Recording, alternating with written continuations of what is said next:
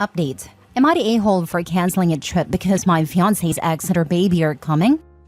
Original post. I, female 32, have been with Kyle, male 37, for 2.5 years. We got engaged 6 months ago.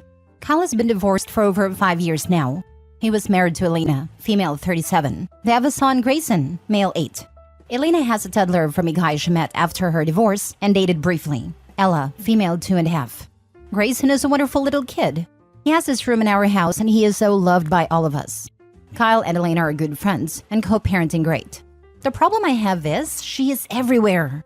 Beside holidays and birthdays, which I understand, Christmas, Grayson's birthday, Thanksgiving, Elena and her baby are pretty much invited to any family functions, such as Kyle's birthday, Kyle's parents' anniversary, my birthday. Yes, Kyle invited her to my birthday, even our camping trips.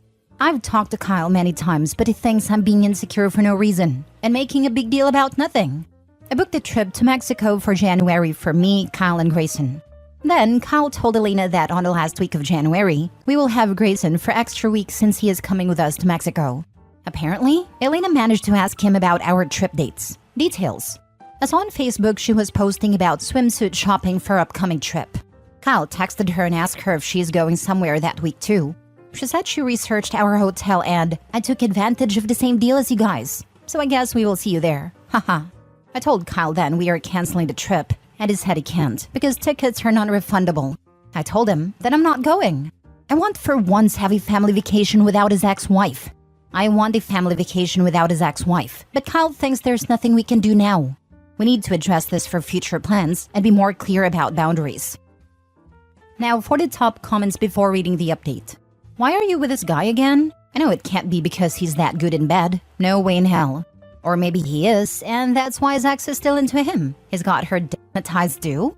You don't have kids with Mr. Have My Cake and Eat It Too. You can walk away. I would strongly suggest doing so. Because they're not just co-parenting. He's banging her. OMG, I laughed really hard at the first part. No, he is not. Lol. He is okay, but not great. Overall, he is a very kind and loving man. He just can't say no, and his ex walks all over him. No, I don't have kids and I'm seriously thinking about ending this before it's too late. Because I'm nosy, why did they get divorced? If it's kid-related stuff, fine. But the rest? Is he actually inviting her or is she inviting herself and he doesn't like saying no?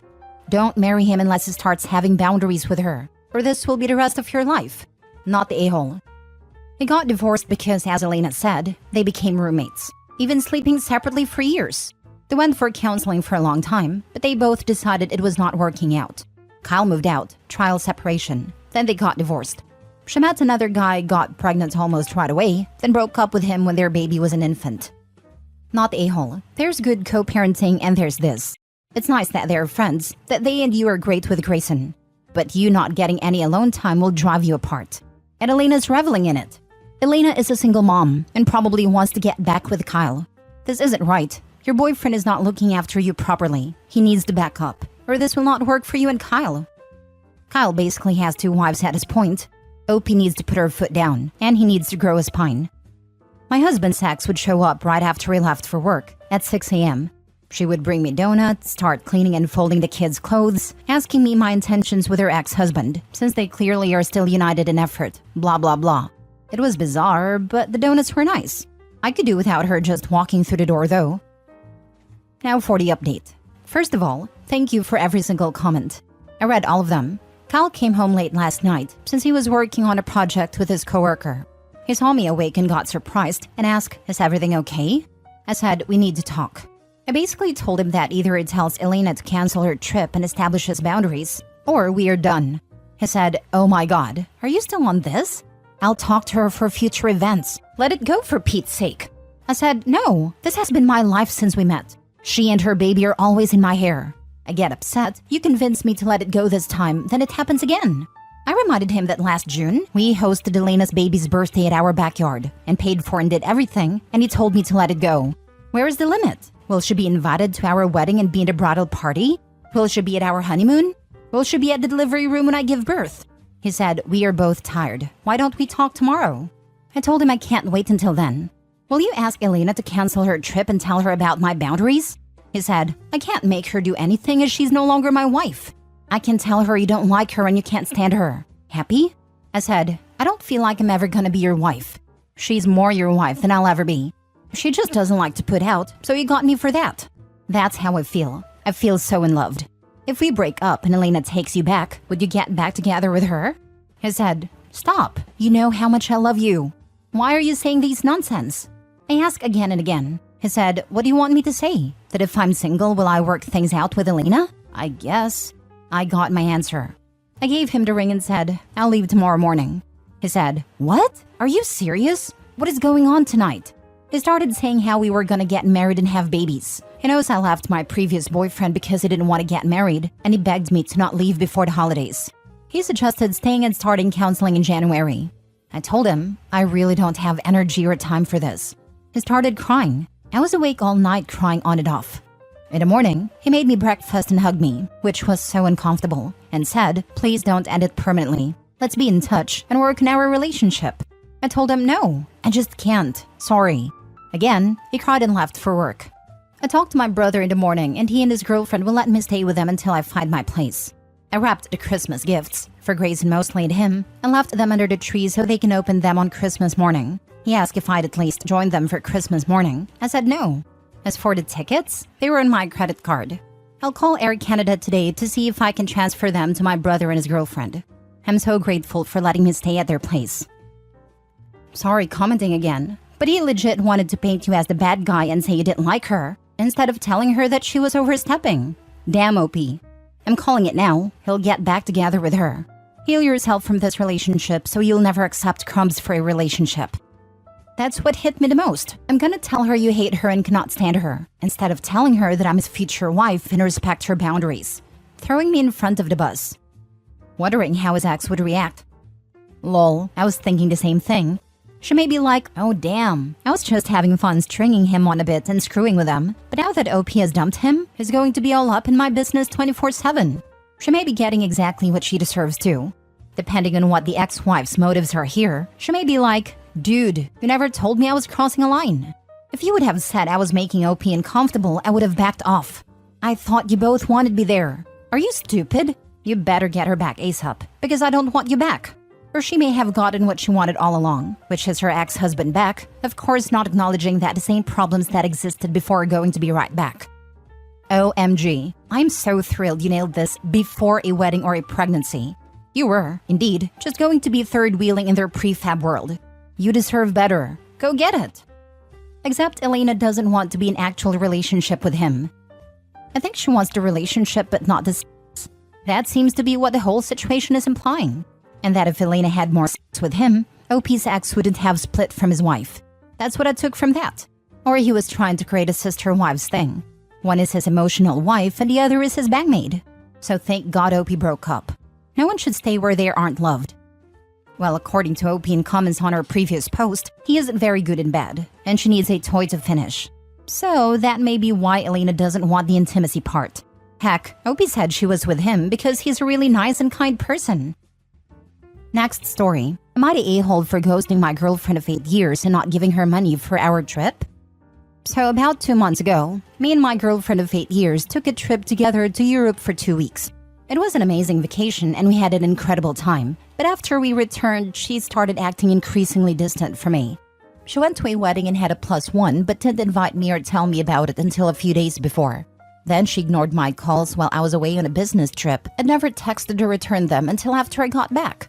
When she finally picked up, I asked her what happened in a very nonchalant and unaccusatory way, and she didn't give any sort of solid answer.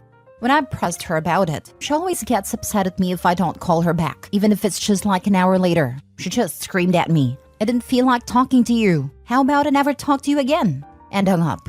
Tried calling her back, she didn't pick up. Sent her a text a day or 2 later, no response. At this point, something inside me just kind of broke. Like, we've had fights way bigger than this, and I've always tried to patch it up with her because I was head over heels for her. But this time it was as if the in-love feeling just vanished instantly. I think it was because her reaction was so unprovoked.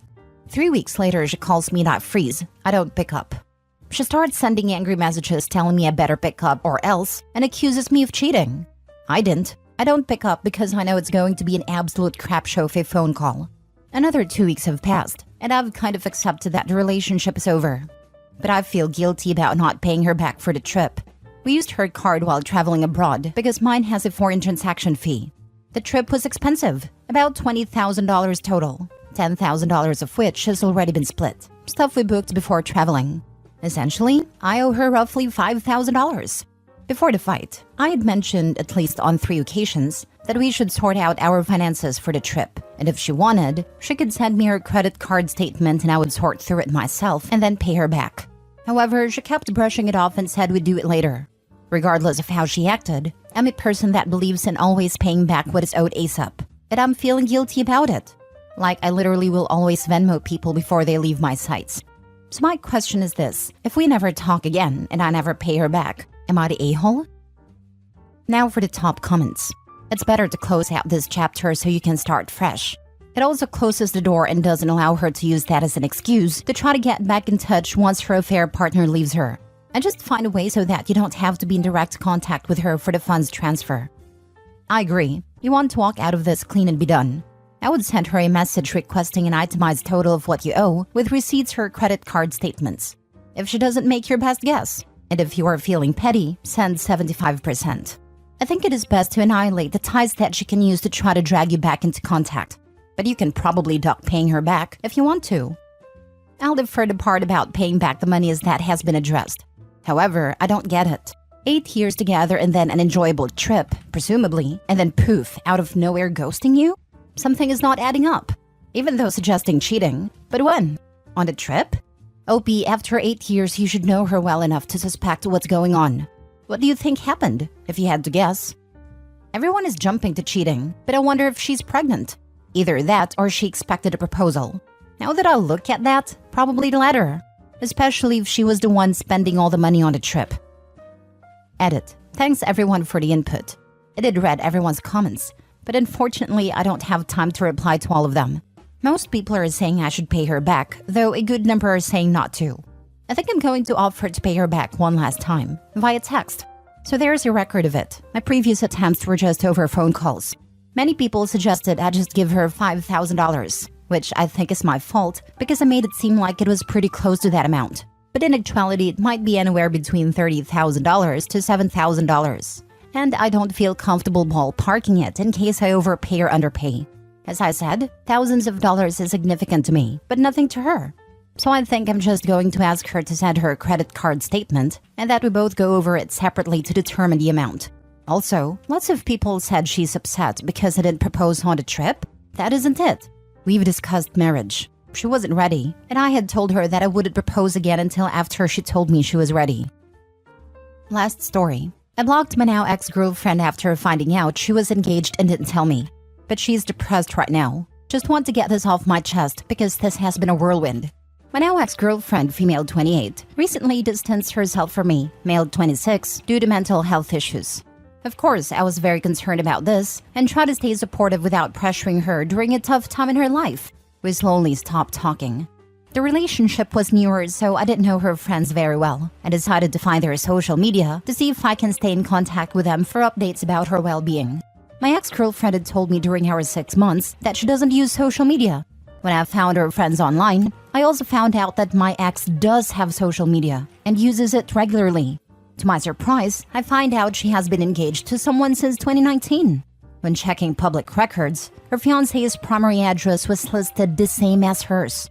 I was shocked and asked her about these things, despite her mental state. She denied the relationship and said they broke it off in 2020, to which I presented her with a photo of them in 2022. She told me she always lived alone and bought her place out of interest for seeing new areas, not living with a fiancé. She said I was being crazy and said it's none of my business. She told me to leave her alone, and I said gladly, to which she widely kept on talking. I think she panicked and realized she was losing part of her support system. Part of me is shocked, happy, and relieved to have found the truth and GTFO of there before I get myself into a mess with this person. But part of me feels terrible for leaving her when she's struggling and most likely adding to it. I guess I will never know what the full truth is, or if she was even struggling. Am I a terrible person for doing this? When she's struggling and most likely adding to it. Sounds like she's the one throwing herself in over her head and then expecting others to pull her out. She lied. She got caught. She isn't willing to face the consequences, not the a-hole. I feel awful because I did genuinely want to help her during this time and be there for her. So that part kind of still stings and makes me feel guilty. I'm working on it. That's what her fiancé is for. Lol, valid. I'm happy to let him deal with that mess of a person. She gaslit and lied to you. That's messed up, dude. Isolate and work on yourself and your happiness. She dug her own hole by lying. Did you try and reach out to the fiancé? I did not, but I want to so badly. I feel terrible for the guy and I feel like he should know, but I don't want to create more problems. I would have never started a relationship with her had I known. Not sure how to approach that or if I should. I'd want to know if I was the guy she was about to marry. I'm sure you would too. Provide as much proof as you can and don't bring it up in an attacking way. This is a vulnerable and uncomfortable situation for both you and him. Was it an online-only interaction? I definitely would want to know. You're right. I don't have too much physical evidence. After blocking her and deleting our messages, I don't have much proof left to give, unfortunately. Now for the mini update. Did contact the fiancé. We'll let you know what happens if he responds.